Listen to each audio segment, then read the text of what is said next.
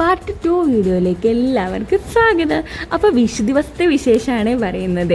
അപ്പോൾ ഞങ്ങൾ രാവിലെ അമ്പലത്തിലൊക്കെ പോയി. എല്ലാ അമ്പലത്തിൽ നിന്നും കൈനീട്ടവും കിട്ടിയിരുന്നു. അങ്ങനെ അടുത്ത് പോയ അമ്പലമായിരുന്നു മാമാന അമ്പലം. അവിടെ ചെന്നപ്പോൾ കിട്ടിയ പ്രസാദമാണ്. മാമാന അമ്പലത്തിൽ ഫുഡ് കഴിക്കാമെന്ന് വിചാരിച്ചു. അവിടുന്ന് ഫുഡ് കഴിക്കാനുള്ള ക്യൂ ആണ് ഈ കാണുന്നത്. അടിപൊളി സദ്യയായിരുന്നു. അപ്പോൾ അതൊക്കെ കഴിച്ചതിന് ശേഷമാണ് ഞങ്ങൾ അമ്പലത്തിൽ നിന്ന് ഇറങ്ങുന്നത്. പിന്നെ നമ്മൾ പോയത് പറശ്ശിനിക്കടവായിരുന്നു. ശരിക്കും പറഞ്ഞാൽ ഇങ്ങനെ എല്ലാവരും കൂടി പോകുമ്പോൾ നമുക്ക് കിട്ടുന്ന ഒരു ഹാപ്പിനെസ് ഇല്ലേ, അതൊന്ന് വേറെ തന്നെ കേട്ടോ.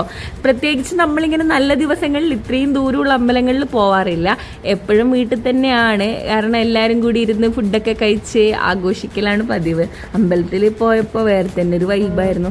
പറശ്ശിനിക്കടവിൻ്റെ ഭംഗിയാണ് ഈ കാണുന്നത്. എന്ത് ഭംഗിയാണെന്നറിയോ അമ്പലം കാണാൻ. അതുപോലെ തന്നെ ഈ ഒരു പുഴയോട് ചേർന്ന് കിടക്കുന്ന അമ്പലം ആയതുകൊണ്ട് തന്നെ അതിൻ്റെ ഭംഗിയൊന്ന് വേറെ തന്നെയാണ്. പിന്നീട് നമ്മൾ ബോട്ട് സർവീസ് കണ്ടതുകൊണ്ട് തന്നെ ബോട്ട് സർവീസിൽ കയറിയിട്ട് യാത്ര ചെയ്യാമെന്ന് വിചാരിച്ചു. ഈ ഒരു ചൂടത്ത് വലിയൊരു ആശ്വാസമാണ് ഈ ഒരു യാത്ര.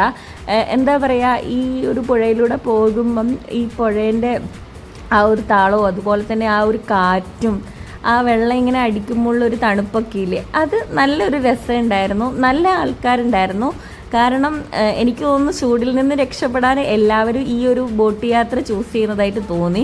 50 രൂപ ടിക്കറ്റ് നിരക്കിലായിരുന്നു ഈ യാത്ര ഉണ്ടായിരുന്നത്.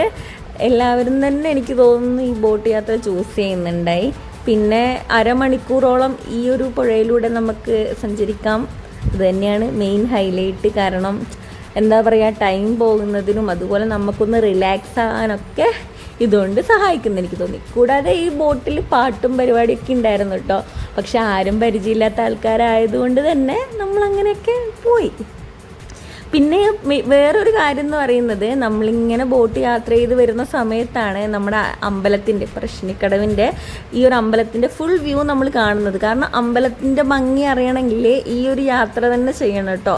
എന്നാൽ മാത്രമാണ് ശരിക്കും നമ്മൾ ഈ അമ്പലത്തിൻ്റെ ഫുള്ളായിട്ടുള്ള ആ ഒരു സ്ട്രക്ചർ എന്താണെന്നുള്ളത് നമുക്ക് മനസ്സിലാക്കാൻ പറ്റും. അത് കാണാൻ തന്നെ എന്ത് രസമാണെന്നറിയോ. എനിക്ക് തോന്നുന്നു രാത്രി സമയങ്ങളിൽ ഉത്സവത്തിനൊക്കെ ഇവിടെ അടിപൊളിയായിരിക്കും. തുടർന്ന് നമ്മൾ എന്താ പറയുക, അവിടെ പോയി ചായയൊക്കെ കുടിച്ചു, ഈ പ്രസാദമൊക്കെ വാങ്ങിക്കഴിച്ച് വീട്ടിലേക്ക് പോയി. Tata bye bye. അപ്പോൾ വീഡിയോ കണ്ട് ഇഷ്ടപ്പെടുകയാണെങ്കിൽ ലൈക്ക് ആൻഡ് സബ്സ്ക്രൈബ്. മറ്റൊരു വീഡിയോ കാണുമ്പോൾ ടാറ്റാ ബൈ ബൈ.